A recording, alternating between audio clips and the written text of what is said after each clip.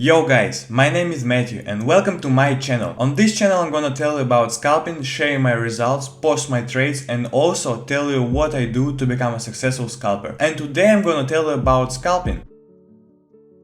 What is scalping? So I'm gonna start with the definition of scalping. In my opinion, this is a type of trading in which transactions are made within the day without transferring the position through the night. I believe that scalping is a trading by the depth of market or a book order, including the ticks and the clusters which are used to analyze the market. The chart in scalping plays a more secondary role since we only look for suitable formations on it. The secret of scalping is a risk management. In other words, the scalpers decide how much money they are willing to lose and how much they want to earn.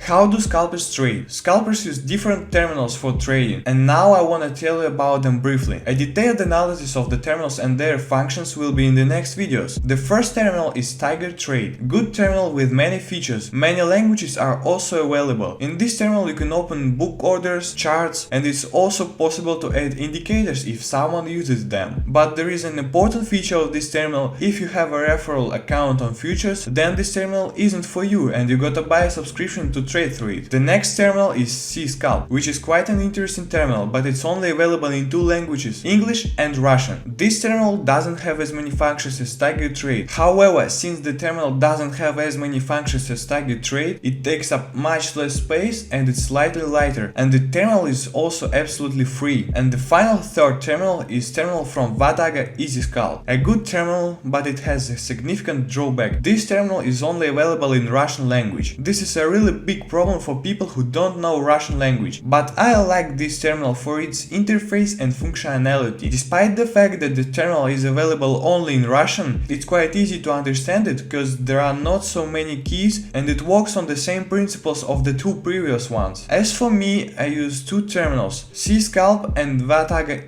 Scalp. That's all for the first video. Today I told you about scalping and different terminals. In the following videos I'm gonna analyze the work one of the terminals in detail and we will set it up together. Write in comments which terminal you want me to set up. Thank you all for watching, share this video with your friends, subscribe to the channel and don't forget to like. See you guys!